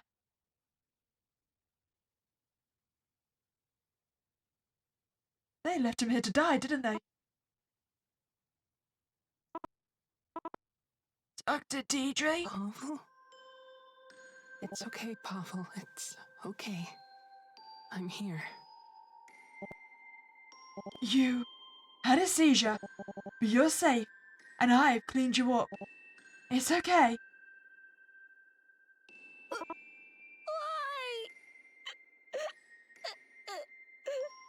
Why did they do this to me? Why? It hurts.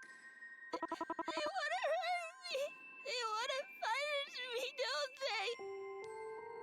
It's because I'm broken. That's why they want to fix me to be like the other kids. They can't stay alive, and I never will. They're gonna keep taking me apart until I break. Taking me apart piece by piece like this forever.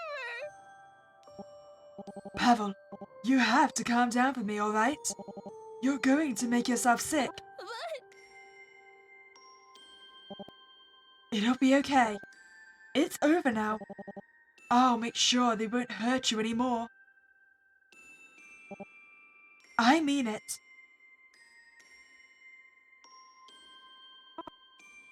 Okay. Okay. Okay.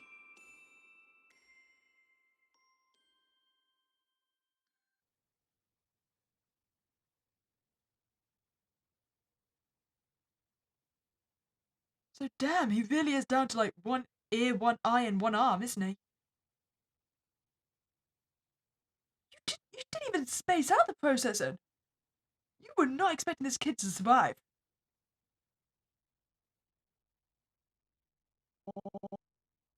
I give Pavel a glass of water to sip. His hands are shaking, so I hold the water for him. Oh, maybe he does still have both arms then. After that, I help him into bed, tuck him in, and wish him good night. Stroke the little amount of hair left on his head. Then, I close the door behind me and walk out of the room. Do you reckon we've already got out? The door behind me clicks shut.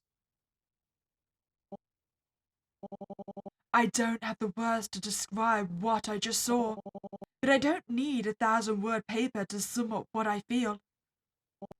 Disgust. They took away his medication. His medication? How in any world is that justifiable as a punishment? He could have died. Pavel gets hammered down because he sticks out. But any kid would do the same. If he's suffering like this, there's no doubt other trainees are. I need to talk to Angie. Now. I can't believe she's overlooked this for so long. Okay, so we are still in the facility then. And I don't think Angie overlooked anything. She knows exactly what's going on. Before I leave for good, I need to look into her eyes and try to make her see.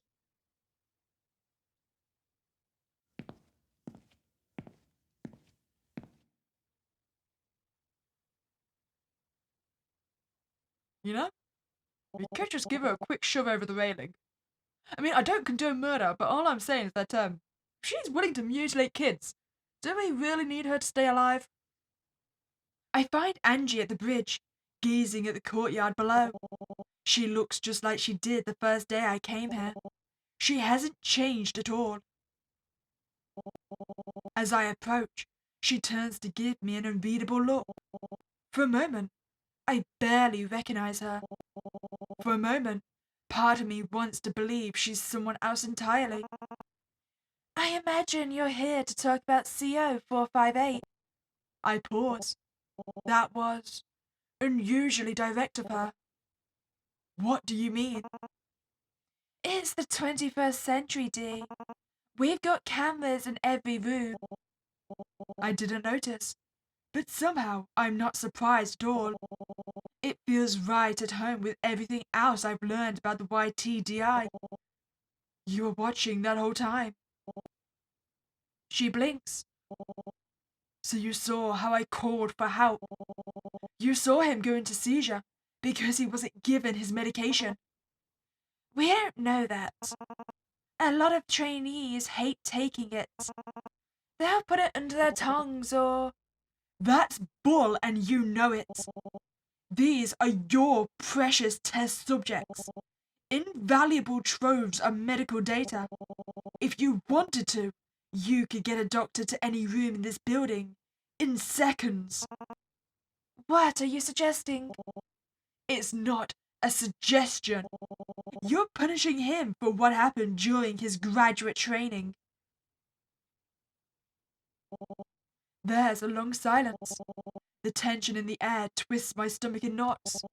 She's choosing her next words very carefully, tasting them in her mouth, rolling them around like a boiled sweet. Nostalgia laps at me for a moment, a warm pool at the back of my mind. She used to do this before her research presentations, worrying the inside of her cheek as she awaited my feedback. Maybe you're right. That doesn't matter, D. She doesn't look back. Excuse me? Does what happened to CO 458 matter that much? Once he passes graduate training, he's got a stable career set out ahead of him. He won't want for food, housing, or guidance. I can't believe what I'm hearing.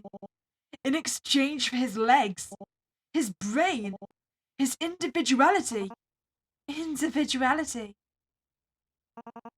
What are you, a teenager? Everyone's gotta grow up sometime. I bite down on my tongue. As much as I want to, cursing her won't get me anywhere. What's happening isn't complicated, D. You've gotten too attached to your subject of research. You've lost sight of your objectivity. That's all. Happens to the best of us. Just a quick shove, that's all it's gonna take. Even you. She's turned back to look at me, but she isn't seeing me. She's done talking. The feeling's mutual.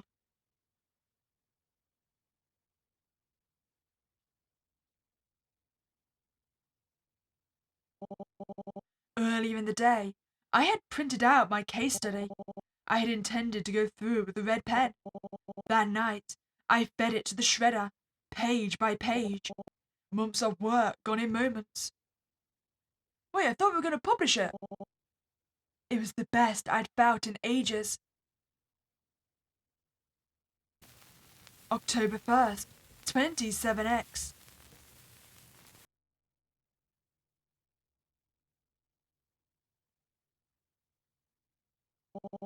In a matter of minutes, I'm going to burn down my entire career. Maybe it's fitting that the planning reminded me of how I designed my first cybernetic hand, linking each step to the next like titanium flanges. Getting to Pavel will be simple. I'll enter his room through the small door in the back. No one will suspect me. They'll think I'm conducting another checkup. Just another inane interview to pad out my case study. Escaping will be a much more complicated task.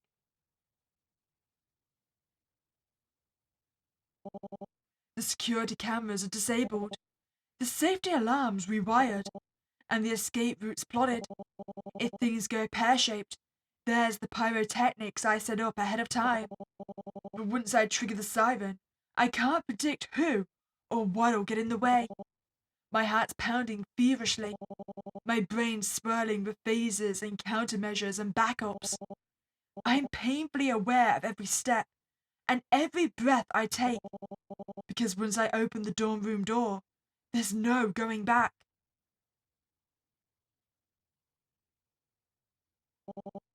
I still have a way out. I can leave this behind and go back to my old life. Cut ties with Stop quickly. Retire quietly to a bucolic existence with honors and accolades to my name. Bury my regret and rage in the back of a well-tended flower bed. I mean, we could. But do we really want the honors of child mutilation attached to our name? Is that something we can live with on our conscience? But I don't open this door. Pavel will continue suffering. He might not survive graduation. Even if he does, he'll become a nameless drone, a shell of a person marching through life, armed with clockwork thoughts and plastic smile. I can't abandon him. Not to that.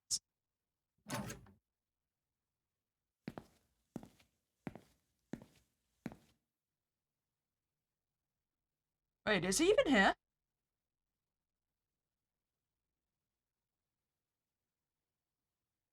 Pavel? Pavel? Do you think they figured out my plan? I'm gonna come closer, okay?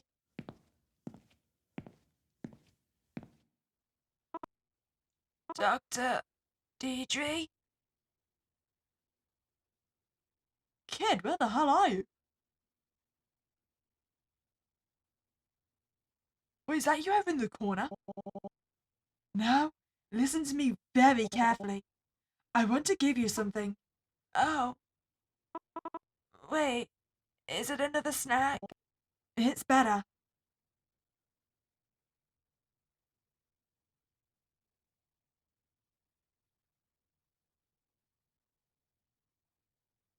Oh, it's the detonator. Pavel, do you want control? Control. Over what? Your future. I've never really thought about my future. Would you like to?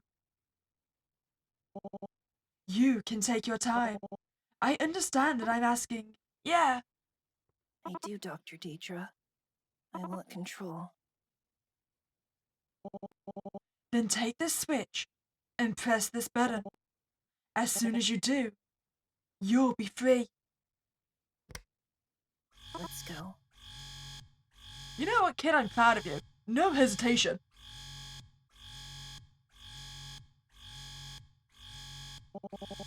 I take Pavel by the hand and gently guide him out of the bed. As his legs clack against the tiles, he wobbles. Do you need help? I ask quietly. We have a lot of ground to cover, and every second's crucial. But if he's in pain, it's okay, Pavel responds. It clearly takes him some effort, but he grins up at me. What better way to get used to these legs than a prison break? Despite everything, I chuckle. In between the pulses of the siren, I can hear the hurried footsteps of staff and trainees rushing down the hallway. I take his hand, and we walk through the door I came through. Neither of us look back.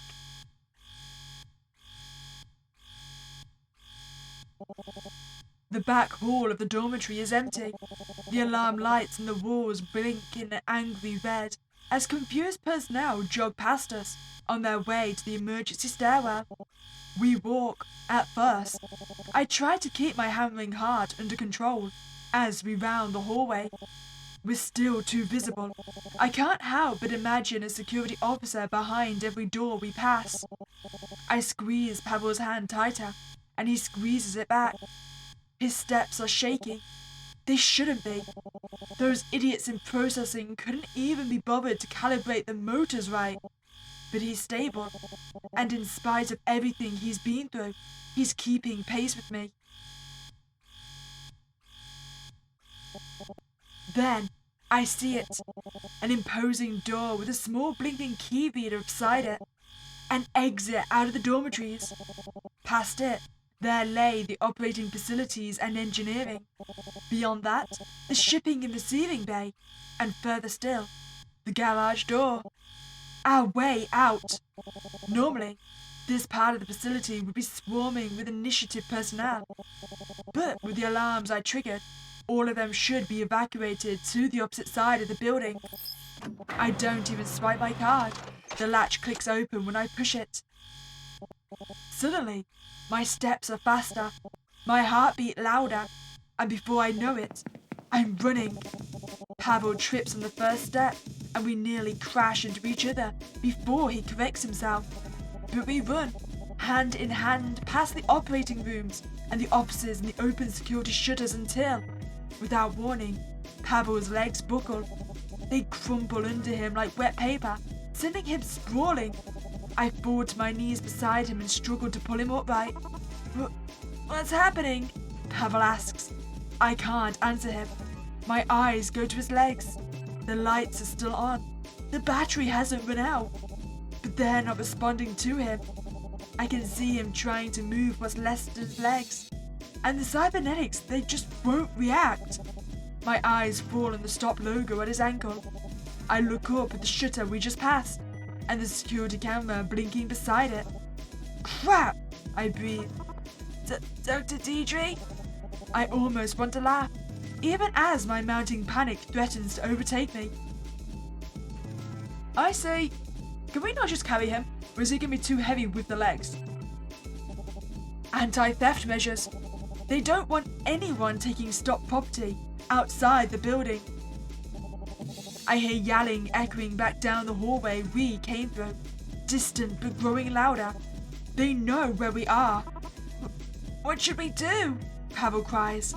Dr. Deidre. Sit still. Quickly, I move to detach his legs. I leave them on the ground, sweep him up into my arms and bolt. He clings to me, his fingernails digging into my back through my clothes. His left arm dangles out of my grasp. He's light, far lighter than he should be. As I run for the exit, I squeeze him as close to me as I can. A security shutter suddenly slams shut in front of me. I turn to pivot, but more come down over every door in the hallway, falling into place heavy as tombstones. Damn it! Damn it! I bit back a scream, tried to focus on facts. Security's at my back. I can hear them getting closer. Combat boots on tile, heavy and hurried. Maybe this is the ideal time to use the pyrotechnics we mentioned. With every second I sit here panicked and paralyzed, they stomp closer to us. I squeeze my eyes shut. I can feel cold steel gun barrels at my back. Cuffs, bindings, straitjackets. Pavel ripped away from my arms, disposed of as defective goods or reprogrammed into an ideal product. I can't bear that thought. I reach into my lab coat, pull out a second switch, and press it. Oh, hell yeah! The explosions rip through the hall with a force unlike anything I've ever felt before. They tear through the shutter, blasting me with the heat and smoke and debris that nicks my cheek. I run right into it as more and more explosions go off through the facility, my hidden bombs going off like exothermic dominoes. Is it bad that I 100% hope that Angie has been caught in the blasts? Because she's clearly the one that's going to be shooting the shutters, right? Caught me on camera. A burst of red and blinding heat sears my right side. A mistimed trigger or a misplaced wire. I push through the pain, running as fast as I can. My ears ring, my muscles scream, my throat stings. All that there is heat and ash and pain. Until, finally,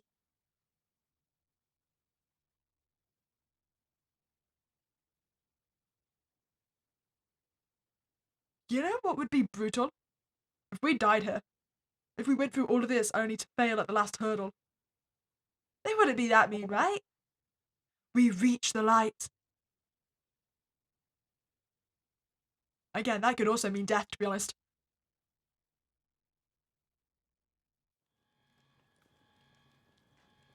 Oh, we made it! Damn, and our bombs were effective! I really hope the fire spreads though, because that building could potentially still be salvaged. Oh, we got far! Suppose that's adrenaline for us, huh? Wow. I can't believe I actually made it. Wait. Has anyone noticed the fact the kid's bleeding from his arm? Is he supposed to be bleeding from his arm? Pavel, I think we're... Pavel? Pavel? Oh God. Oh, damn. Your arm, it's all... So wait, his arm got blasted off in the pyro? Damn. So my earlier prediction of him only being one armed was actually correct then. Pavel, please. Speak to me. I'm not entirely sure how much trauma his body can take. He's been through a lot. And we've probably got no medication. What? The sky. It's so blue. I haven't seen it in so long. You're hurting. Please don't push yourself. You're already bleeding so much. But I'll live. I'm still not convinced of that, to be honest. I'm no longer there. I'm free now, aren't I? Yes. Yes. You are.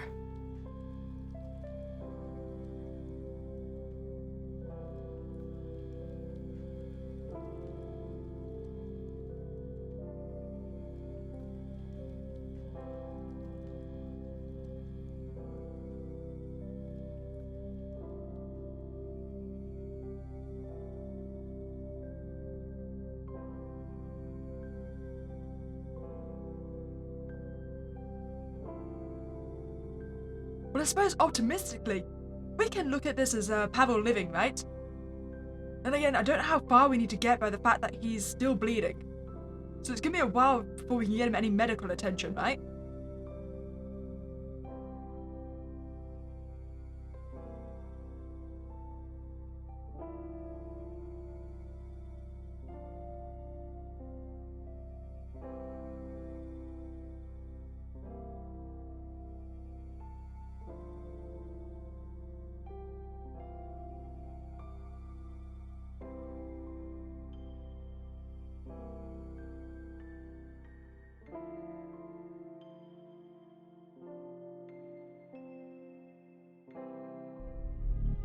You know, I just thought, I really hope there wasn't any other kids in Pavel's situation at this time.